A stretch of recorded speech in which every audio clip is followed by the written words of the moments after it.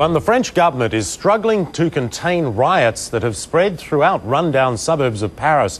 Rioters shot at police. They also burned cars and stores in the worst night yet in a week of violence. It started with the accidental electrocution of 2 youths last week. Our Jim Bitterman has more. For decades, there have been periodic outbreaks of violence and vandalism in the impoverished suburbs around French cities. But it is a measure of the underlying anger that this time neither force nor reason has worked to bring the rioting to an end.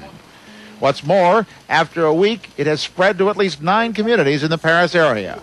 Hundreds of vehicles have been destroyed, firemen and police have been shot at, and a police station was briefly taken over by young toughs from the neighborhoods.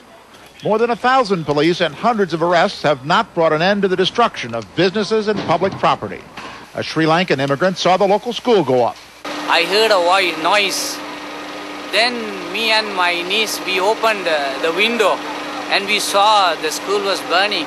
We saw smoke and we were watching and we saw it was burning. So far, the police have seemed powerless to stop the young people. And for those not taking part in the rioting, just trying to survive it, anger is building that authorities have not been able to bring it to an end.